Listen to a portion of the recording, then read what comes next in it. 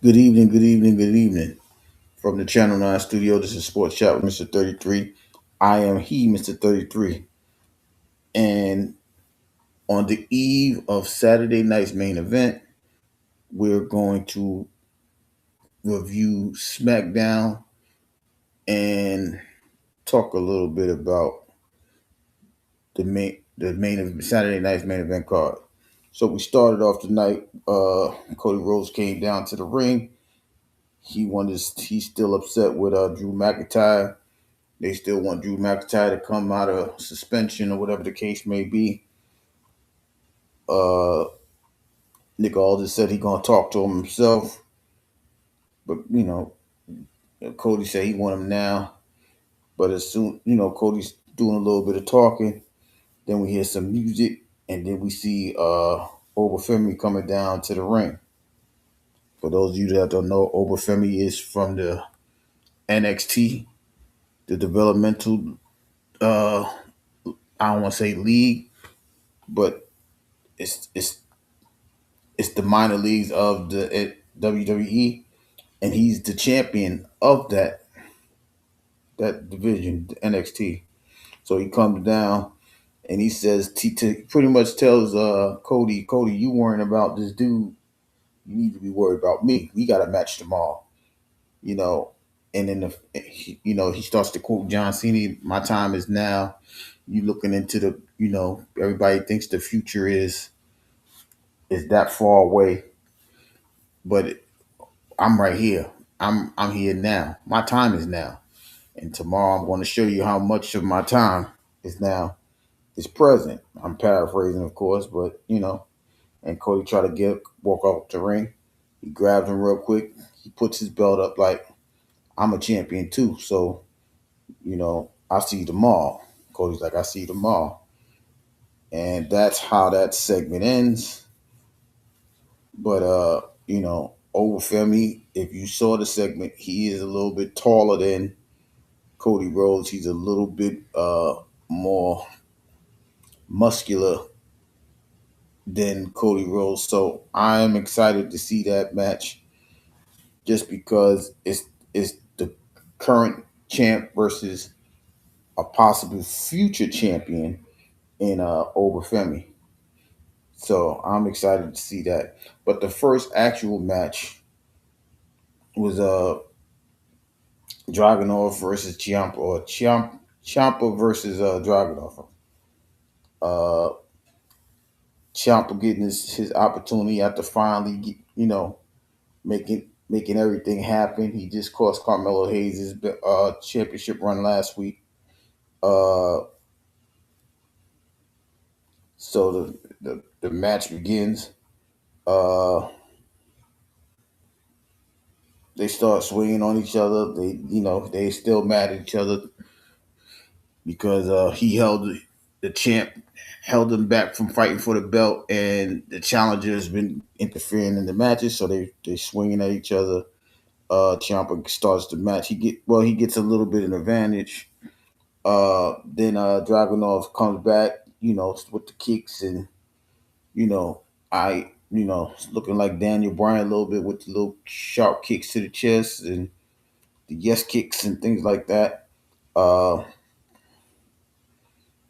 then all of a sudden we had a strike to the face by Ciampa, bust Dragunov open. I believe in the nose area. I say it's the nose area, but I could be wrong. But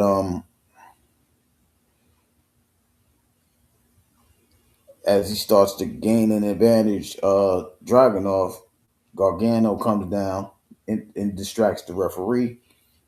Candice LeRae interferes. She pulls Dragunov. She drops him from the top rope. Well, she drops his head from the top rope like a neck breaker type situation. Ciampa rolls over, gets the pin, gets a 2 count.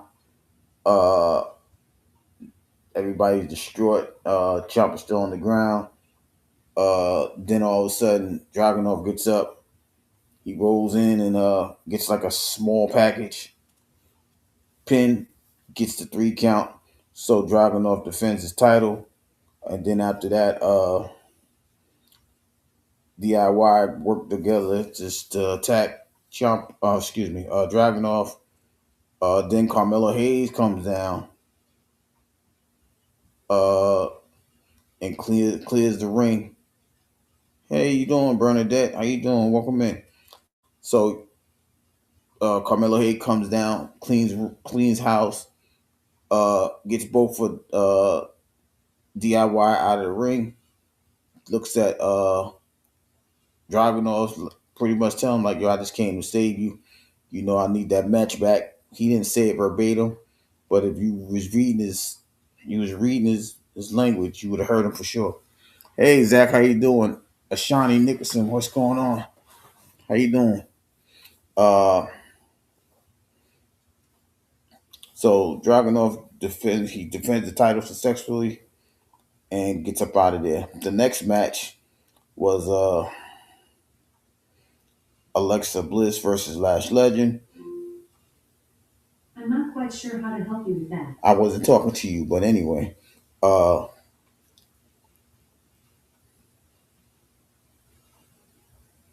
yeah. Um, Lash Legend has been, she's been in on SmackDown for the past few weeks, causing chaos and havoc. Making not this is not her first match there, but it's a match that is long overdue since coming back to the SmackDown. Um, Miss Bliss, she started off quick and early, try to Ashane. Okay, Ashane, excuse me. Um, Ashane. Okay. Uh, what was I at? Let me go back. Oh, Miss Bliss, she started off quickly. Um, then Lash started to show a little bit of power. Um, Lash did a splash, get a 2 count. Uh, Nia interferes with Miss Bliss. Charlotte comes over and super kicks Nia Jax. Lash goes outside. Um, she goes outside and pump kick Charlotte. Goes in the ring. Miss Bliss try to get her in a the crucifixion pin.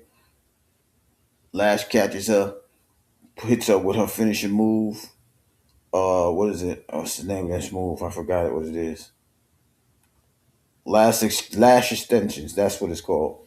And she drops her and gets the 3 count. So Lash Legend does defeat Miss Bliss, and then eventually, goes off out of the ring. So a good win for night. Excuse me, Lash Legend. It was very convincing. It wasn't, Miss Bliss didn't have too much of an opportunity, but it was a good win for her. After that, we see Miz and Javon Evans having a conversation in the background. Miz, for whatever reason, he challenges him, and Javon Evans sets up a match with the Miz later on in the show. And that would be the next match. The next match would be the Miz versus Javon Evans. Anytime that I get to see Javon Evans, I get excited because he's a young man. He's mobile. He's agile. He's just exciting to watch, especially these times like these times and these shows, because he's just a breath of fresh air. We saw Carmelo Hayes. Carmelo Hayes had a little bit of Javon Evans in him, coming in, interfering, well, rescuing Dragunov. But this is 2.0 because this kid is unbelievable. So we start up the match. The Miz, he sneaks him. Uh, then Javon gets his way. Uh, he comes out. He starts, throwing Miz out of the ring, doing some high flying moves. Uh, then we see the Miz after Javon he hits himself in the outside of the ring. The Miz bringing him in and got him in like a headlock with extending his shoulder. Um, then we see Javon start coming back. He start doing the high flying moves before he nails the as Mrs. Daisy hit the OG cutter from the top rope. Uh, Gets the pin, gets the 3 count. Javon Evans with a very impressive victory over the Miz. The high flying seemed to out seemed to put Miz out of commission. Not out, it confused him a lot. He forgot he forgot who he was wrestling and he had to pay for it. So good win for Javon Evans. Uh then we had the final, well, we supposed to have a match between Jade and Jade Cargill and almost said the other girl name. Meechin, but the match never started because Meechin and Jade was fighting outside of the ring. Meechin had an opportunity to do some damage to Jade. She let Jade stay down too long, try to get a table, pull the table out. Jade caught a power pump kicked her, threw her in the ring. Uh, then went on out there and choke slammed her after Meechin tried to come back after that and just walked out the ring. Um, Jade is starting to show her dominance in the division. She's saying she's that bad bitch. She's saying that she needs more challengers, and that's what she's asking for. So we may see that very soon. Uh, then we got the final match of the night was Aleister Black and Zelina Vega versus Rhea and Drew McIntyre, uh, mixed tag match. Uh, the fellas started off the match. No, I'm sorry. They both started fighting. Both mixed tags started fighting. Rhea started to take advantage. Alexa. Selena Vega was looking, very. She had a disadvantage in the show. She looked like she wasn't. She was there, but she wasn't there. But the power Rhea Ripley just did. She did what she needed to do. Uh, they were supposed to hit a cold red, but they botched it. Zelina Vega and Aleister Black uh, got a 2 count. Rhea ends up gaining the advantage, hit the riptide. Damian Priest did this, the Razor's Edge at the same time. They both get the three. Rhea gets the 3 count, gets the victory. So Aleister Black and Zelina lost to the Terror Twins, which was their old tag team name, but it is Rhea Ripley and Damian Priest. Uh, but that was just the gist of everything. Um, that was the gist of SmackDown. Like I said, they're preparing for Saturday night main event. Saturday night's main event is important because it will be the last match for John Cena, who is retiring after 20. They say 25. I'm saying 23 years. Uh, he is the a part of the card which which contends of him wrestling Gunther as his final opponent. Uh, like I said, Obafemi will be fighting Cody Rhodes. Uh, AJ Styles and Dragon Lee will be fighting Javon Evans and Leon Slater from TNA, and Bailey will be fighting Sol Ruka from NXT. This card was mainly put together because John Cena did he wanted to share the spotlight with the young talent from NXT and TNA. They did a decent job with these few matches. You know, I don't know how long people been watching WWE, but I've been watching for the longest of time.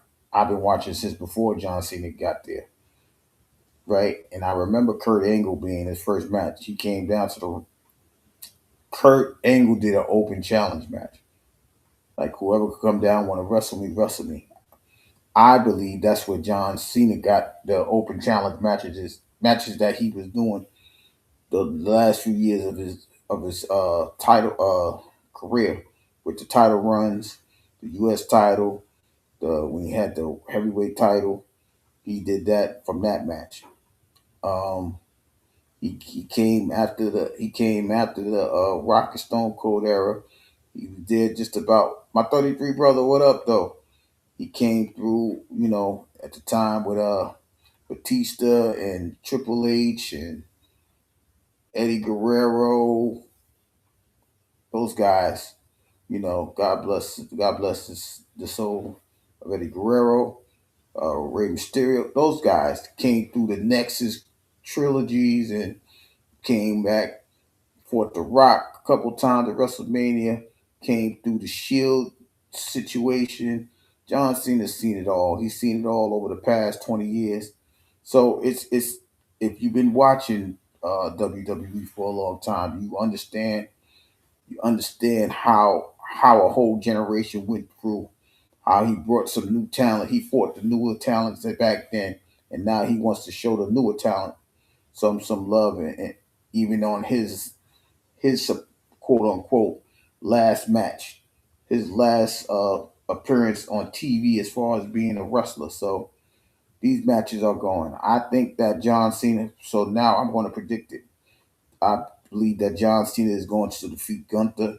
He's going to power his way out of it and look like he's tired, and then say, it's over, and everybody's going to celebrate, come down and celebrate him. I believe that will be the last match of the show, and it will be the main event. Uh,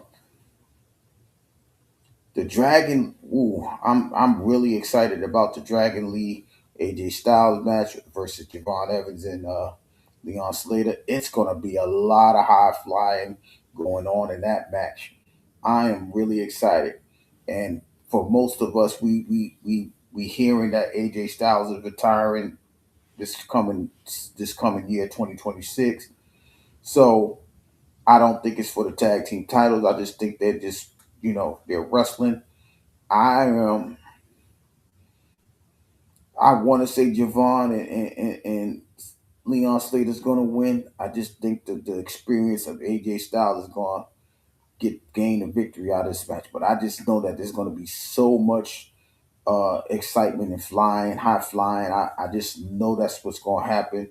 And I just think that AJ is gonna add his high flying with a phenomenal forearm to finish off that match and get a pinfall. So I'm predicting that AJ and Dragon Lee gain a victory. Bailey versus Sol Ruka. I think she's gonna have a hell of a match, but I think Sol Ruka's gonna win it. I think it's like somebody has to pass the baton, and I think the females coming from NXT, which Sol Ruka is coming from, is one more reason why the women's division will be in decent hands. We saw Lash Legend tonight uh, do what she had to do against little old Miss Bliss, and we see Stephanie Valkyrie, we see the Roxanne Perez's, we see the Julia's, we see all of these young ladies coming from the NXT within this year, and had a very good representation of the ladies being in good hands. So I think Bailey's going to fall to Sol Ruka, and that's what I think about that match. And then finally, we got Cody Rhodes versus Obafemi. I think Cody's going to win because Oba, he may have the power, he may have the strength, but I think this is different from NXT. And he just had a grueling match with Ricky. Well, he just had a grueling match Tuesday with Javon Evans. So and he got away with that because Ricky Saints got involved in that match. But I just think that Oba he's ready, but he's not ready to take the lead in this particular match. I think he's going to fall just a little bit short, but I think he's going to put on a great performance. I think he's going to show his strength, but I just think Cody's going to outduel him. He's going to outmaneuver over Femi. So I got John Cena winning his final match. I got Cody Rhodes winning his match. Uh, I'm going with AJ Styles and Dragon Lee, but I just think that match is a toss up, and I just think that Bailey's going to do enough to make Sol Ruka look very. She don't need the help, but she's going to gain the victory. I just think Sol Ruka and Bailey fighting is a great exhibition. It's a great experience for Sol Ruka, and I think she's going to win that. So those are the matches. For those of you that are interested in seeing it, it's going to be on Saturday night's main event uh, at 8 o'clock, Peacock in the United States and YouTube internationally. So you might be able to catch it. Some people may catch it on YouTube tomorrow. So like I said, that's the gist of the whole entire SmackDown and tomorrow's event. Because a lot of the matches from tonight was featuring the younger people like Lash Legend and we saw, like I said, we saw Carmelo Hayes, we saw uh, Javon Evans, we saw some of the young guns, and it was all leading to tomorrow's event. Uh, so that's what up. That's the word from SmackDown heading into the main event. Um, Yesterday in the NFL we had an NFL game. Uh, the Tampa Bay Buccaneers lost to the Atlanta Falcons, uh, 29-28, overcoming a 14-point deficit in the fourth quarter. Uh, a, a decent, I don't know, I can't even describe it, but it's a decent game for Kirk Cousins. He had about 300 and what he had 373 yards, but that's decent, right? 373 yards, three touchdowns. Bijan Robinson had a 93-yard game, but he fumbled a couple times. But Kyle Pitts showed up. He had 11 receptions for 166 yards, three touchdowns for the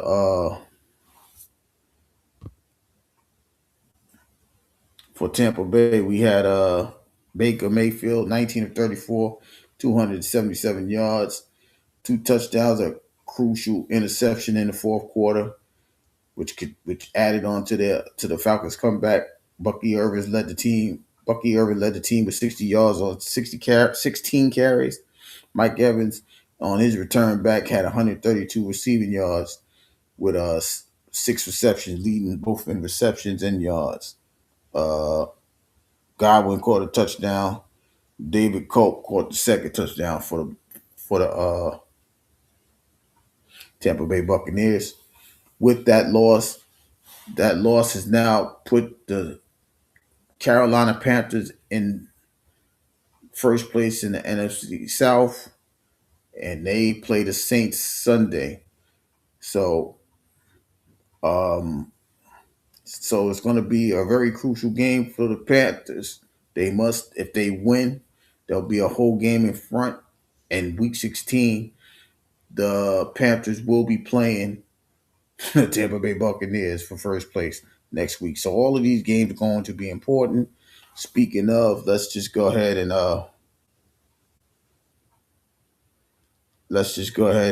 look at the schedule for uh, tomorrow after I pull this up. Uh,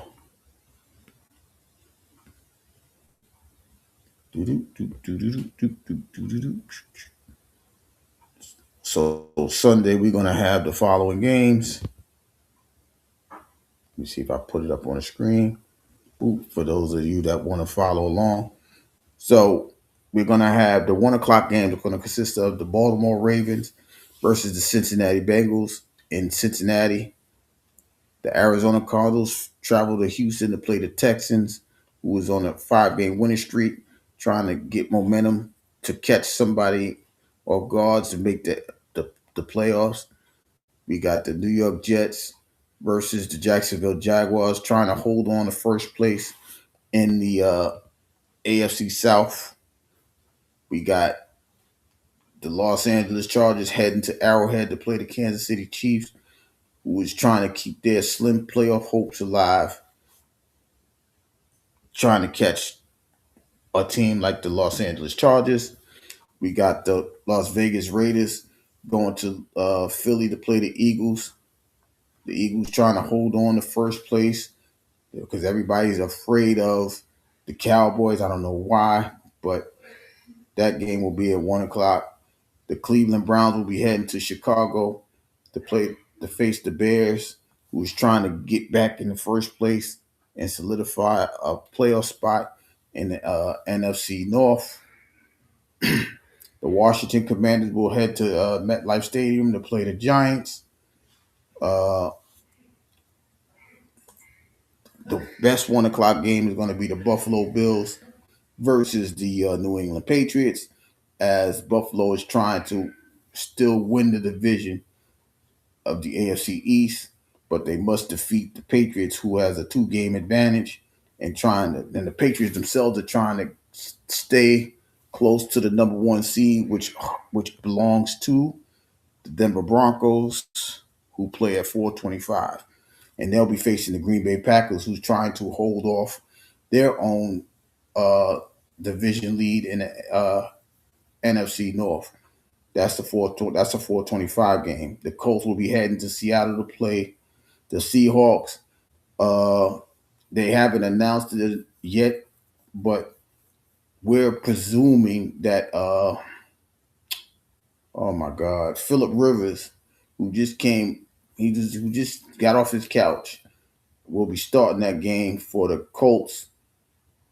And if he's not a he's a OG. He's not even a vet. He's an OG coming off the bench coming off his couch after being not playing football for 5 years at the age of 44.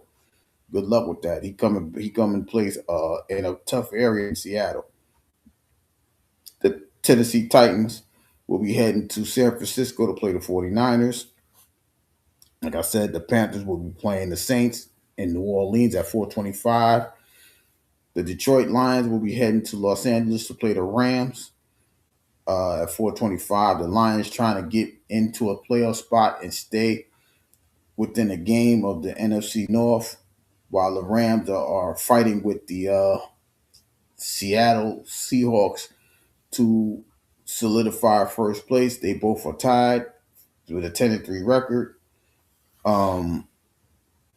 That's the last 425 game, and the Sunday night game is going to be the Minnesota Vikings versus the Cowboys. Like I said, the Cowboys are keeping their slim hopes alive, but being two and a half games back in the division, and about 2.5 games back in the wild card. They're trying to keep their slim hopes. So those are the schedules for Sunday, and Monday night is going to be the Steelers hosting the Miami Dolphins. So that's the schedule for this upcoming week 15. We already seen a change in leadership in the NFC South. Like I said, um, it's a lot. It's a lot of things that's coming up going forward. So we'll have, I don't even know if my 33 brother came through. I ain't hear nothing. No, he ain't come up. Um, so with that being said, we did the football schedule. Now we're gonna look at the NBA scores and things like that. We're gonna do the finals first. The final score from Charlotte as the Hornets hosted the Chicago Bulls. The Bulls 129, the Hornets 126. In Philadelphia, the 76ers hosted the Indiana Pacers. Philly comes out with the win 115 to 105. In Detroit, the Atlanta Falcons, all these daggone birds. The Atlanta Hawks came to visit the Detroit Pistons, and the Pistons with a 142 to 115 victory over the Hawks. And they doing great, playing great basketball with their 20-5 record in the East, leading the entire conference. The Wizards hosted the Cavaliers in a close one. The the Cavaliers 130, the Wizards 126. Oh, we got a copycat score. In Memphis, the Grizzlies hosted the Utah Jazz. The Utah Jazz gained the victory 130. The Grizzlies had 126. In Dallas, the Mavs hosted the Brooklyn Nets. The in Dallas gets the victory 119 to 111. And in the fourth quarter, with about 6 minutes to go, that game is actually right now still playing. Uh, the Timberwolves are leading the Golden State Warriors 108 to 96. So those are the scores for tonight's game. We know that tomorrow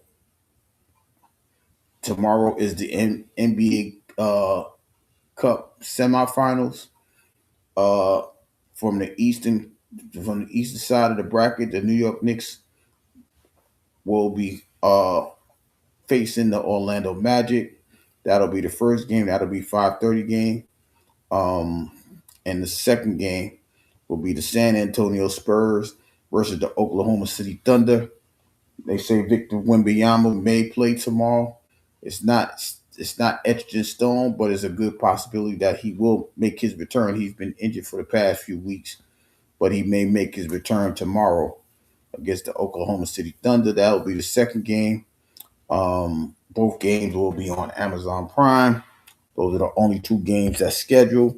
And the winners of both games will be facing each other December 16th in Las Vegas. Those games tomorrow or today will be in Las Vegas as well, as they're rounding up the cup tournament. We're in the semifinals, and then on Tuesday the finals will be in Vegas as well. So those are the stories of the scores from both the NBA and the schedule from the NFL. I got you. Oh, you got a happy birthday early. Happy birthday to the young the young baby word. Um, so we got all of that going. Um, don't worry about it. I hit you up with the picks tomorrow. Matter of fact, as soon as I get off, I'll hit you up with the picks. For those of you that are watching and want to do picks of the rest of the games on Sunday and Monday, you are able to do so by just looking at the schedule, picking the teams that you think is going to win, and we will put them on the board because that's what we normally do. I know we're at the end of the season, but we're still going to do it till the end of the regular season. Um, Everybody's playing. There's not going to be any buys, so there should be 16 games.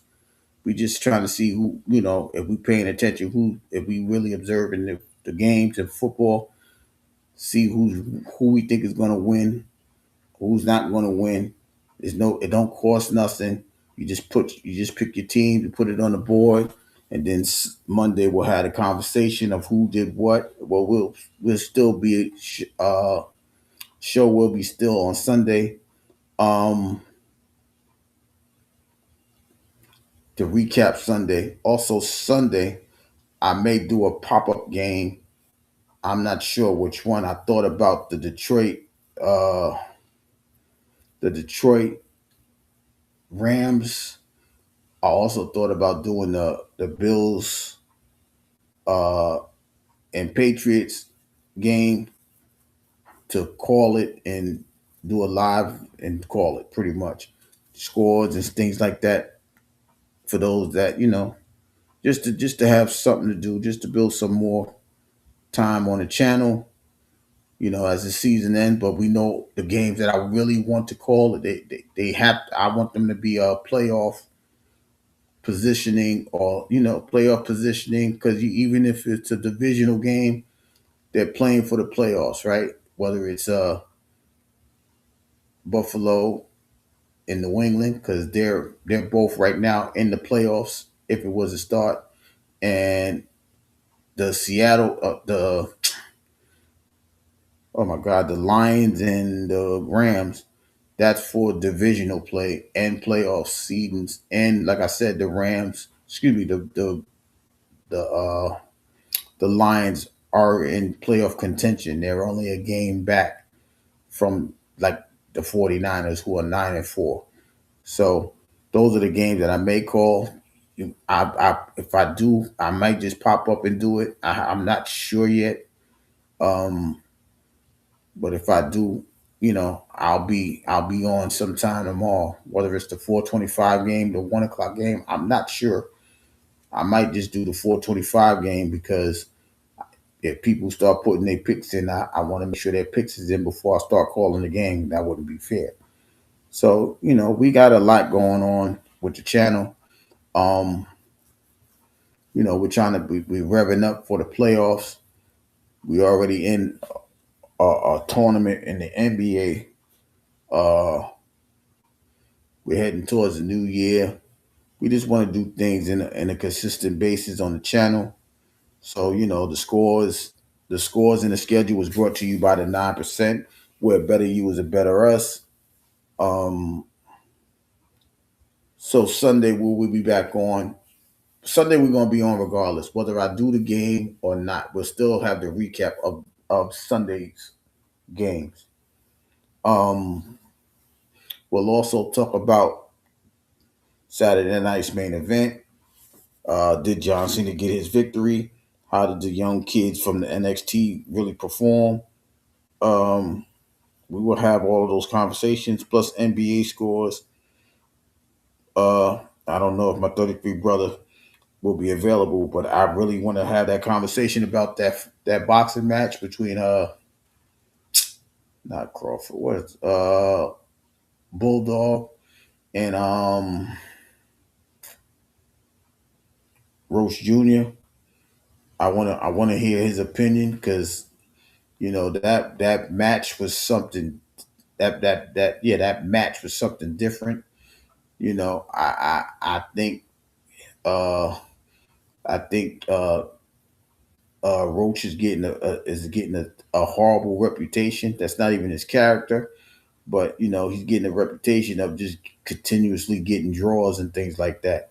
So I want to have that conversation with my 33 brother, who used to perform in the ring, whether it's sparring, jiu-jitsu, MMA style, or boxing.